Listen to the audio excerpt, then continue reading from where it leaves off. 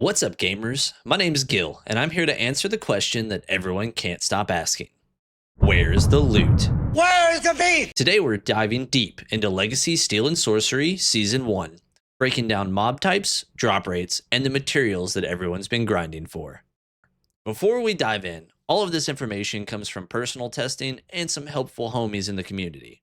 So drop rates aren't going to be 100% exact, but they're close enough to give us a general picture of how loot is distributed.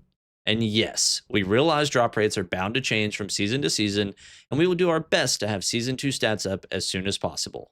And personally, I'm excited to track the differences over time.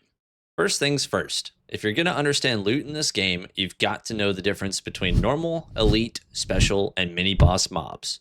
Normal mobs are the lowest tier and are generally the smallest and least armored of the enemies. They tend to drop common tier loot. Elite mobs are the middle of the road, slightly bigger wolves and spiders, and lightly armored monsters, and they tend to drop loot of the uncommon variety. Special mobs are the biggest and baddest, all your red tinted mobs, giant eyeballs, or wolves, and they are most likely to drop rare tier goods. Mini bosses include the Wraith, Animated Armor, Ogre, and soon the Gargoyle in Season 2, and they're in a league all their own, usually with some unique drops such as Ogre Fat and Enchanted Armor Plates. When trying to identify the different tiers of enemy, some are super obvious, such as the Goblin Rogue, which goes from armorless to wearing the black hood, and finally to the larger red-skinned version. Others are a little more subtle, such as the Bandit, who goes from no shoulder shield to one shield to eventually to two shields. Once you know these distinctions, the loot tables start to make way more sense. Speaking of loot tables, with the launch of this video, we've rolled out a brand new update over at LegacyLoot.info, the Bestiary. Now you can see every mob and container in the game, as well as their loot distributions, all at the click of a button. Definitely check it out, and while you're at it, check out our updated item search and upgrade materials sections. Both now link to our new item pages and have updated icons, all for your viewing pleasure. Alright gamers, let's break down the stats. We pulled data from over 5,500 kills and 2,000 containers across all three maps, and the numbers don't lie, some interesting things popped up. First up, let's look at blue gear drop rates. Normal mobs, they're basically trash, with less than a 1% chance at blues on all the maps. Elites are where things start to pick up.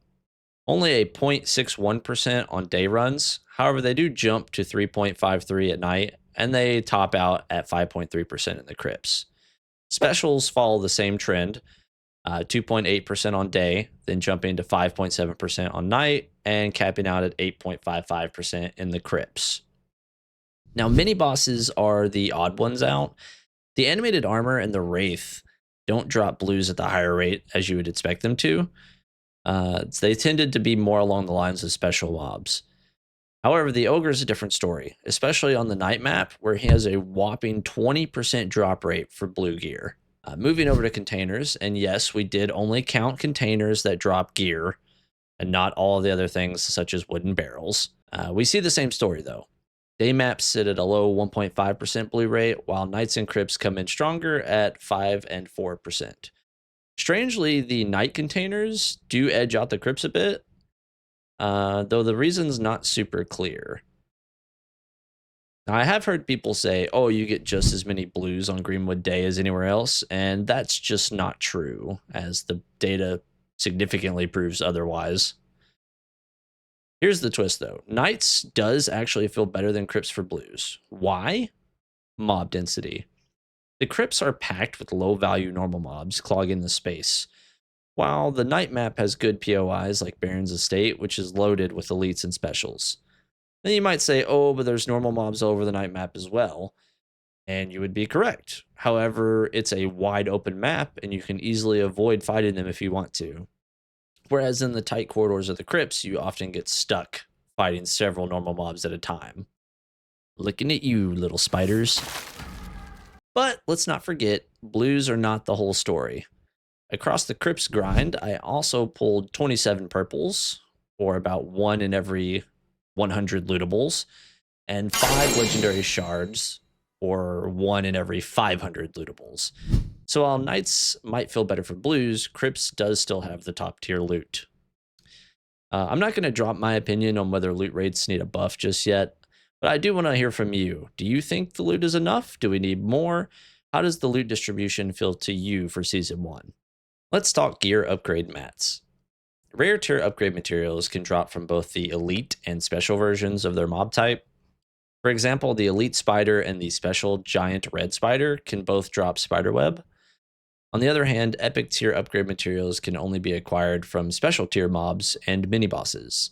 A good example is the Horned Helm, which only comes from the special tier archer, or the Corrupted Ruby, which only drops off the animated armor. Looking at the data, we can see that the rare materials drop an average of 6.28% from elites and a whopping 25.3% from the special versions, whereas the epic materials sit at an average of 9.99% from specials only. Now, I didn't include Ogre Fat in this since it has a 100% drop rate from ogres, or Black Marrow, which has about 20 different sources with a wildly different drop rates. The Ogre Crate. For pretty much all of Season 1, there was speculation about whether the Ogre Crate drop rate was better on Greenwood Day or Greenwood Night. Well, after tracking 130 Ogre kills on day and 100 on night, I found that daytime drop rate was roughly 3%, and that nighttime dropped it around 10% of the time.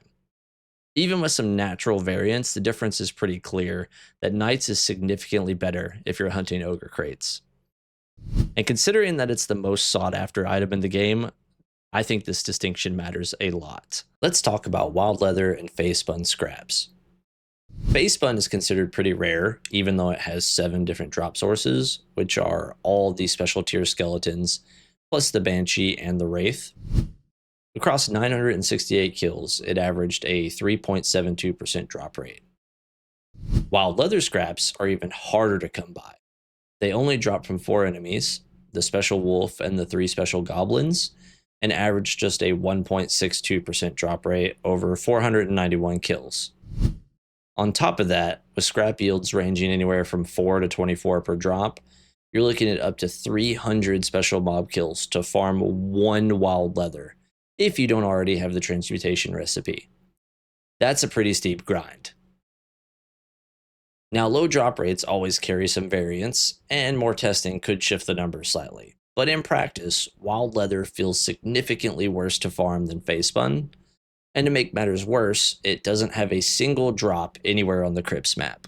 And finally, Greater Skull Keys. From my testing, these keys seem to have about a 1% drop rate from all special type mobs and mini bosses in the game. They also have a tiny fraction of a chance to drop from elites. I don't have any idea what the actual drop percentage could be, as I've only logged 1 Greater Skull Key from an elite mob. So it has to be very small drop rate. But the real issue with the Greater Skull Key is the loot. Greater Skull Keys guarantee transmutation recipes, but right now they consistently drop green tier ones and not blue or epics. With how rare the keys are, this feels very underwhelming. Honestly, bumping those guaranteed recipes up to blue tier or higher would go a long way towards making Greater Skull Keys actually feel worthwhile. And I hope to see that in the future. And there you have it. A bunch of data from some nerds who went a little overboard with their pet project. Now, don't forget, if you want a deeper look at the loot, go check out LegacyLoot.info and our new Bestiary section. If you found all this interesting, make sure to drop a like, hit that sub button, and let me know in the comments what you want to see next. Until next time, peace out and game on.